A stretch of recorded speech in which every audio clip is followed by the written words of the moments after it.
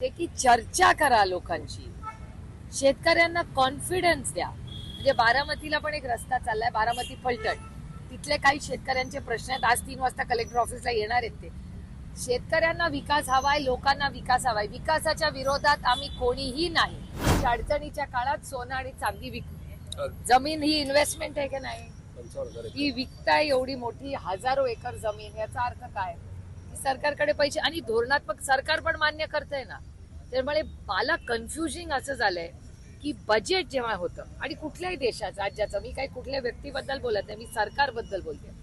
आता गेले अनेक वर्ष बारामती लोकसभा मतदारसंघाच्या लोकांच्या आशीर्वादानं मिळालं, दिल्लीला जायची संधी मिळाली आणि त्याच्यामुळे हे फायनान्स मी ना फायनान्स एक्सपर्ट ना इकॉनॉमिस्ट, पण कानावर पडून अभ्यास करून एवढं तर आपल्याला सगळ्यांनाच कळतं की बजेट जेव्हा होतं त्या बजेटमध्ये अनेक गोष्टी सांगितल्या जातात.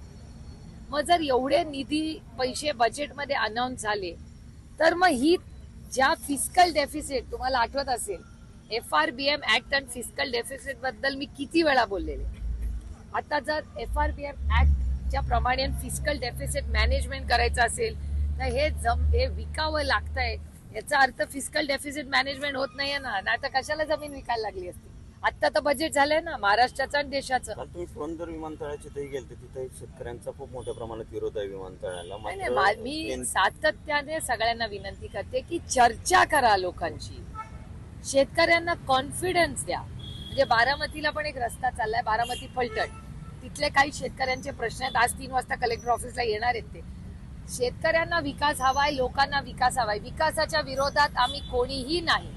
आमची एवढीच अपेक्षा आहे की थोडा कॉन्फिडन्स द्या लोकांना. आता तुमच्या घराच्या इथे जर एअरपोर्ट होणार असेल तर तुमची अपेक्षा नाही का की सरकारने यावं, तुम्हाला न्याय द्यावा, बाबा काय पैसे देणार, काहीतरी चर्चा तर झाली पाहिजे. रेटून कसं चालेल? आणि हा देश कुणाच्या मनमानीने चालत नाही, तो संविधानाने चालत. धरणे आंदोलन कधीपर्यंत करणार आणि काय तुमचे खरं तर आता आम्ही उठणार नाही. 1, 2, 3 आणि 4 आम्ही काय उठत नाही जोपर्यंत बनेश्वरच्या रस्त्याची वर्क ऑर्डर किंवा काहीतरी धोरणात्मक निर्णय होत नाही. आम्ही एवढं फार फसलो आम्ही या सरकारकडून, आणि आम्हाला बनेश्वरच्या रस्त्याबद्दल आम्ही खूप वेळा विश्वास ठेवून सहकार्याची भूमिका ठेवली. ते आम्हाला म्हणले रस्त्याचं काम सुरू करतो, बरं चला तुम्ही तुमच्यावर विश्वास ठेवू. असं किती वेळा आमचा आता विश्वासघात झालाय आणि मी कुठल्या तोंडाने यांना सांगू? आता यांनी मला विश्वास देऊन मला मतदान केलं ना, ते मला काय मागताय? 1.5 किलोमीटरचा रस्ता करून द्या. स्थानिक आमदार आहेत ना, त्या आमदारांना विचारा बाबा, मला नाही माहिती. ते तो प्रश्न तुम्ही त्यांना विचारा. मी दुसऱ्याबद्दल नाही बोलायला आले. मी बनेश्वर ही आमच्या मंदिर आहे, आमच्या सगळ्यांचा श्रद्धेचं स्थान आहे. 1.5 किलोमीटरचा रस्ता करा, एवढीच विनम्र विनंती करायला शांततेच्या मार्गाने आम्ही सगळे इथे बसलेलो आहोत.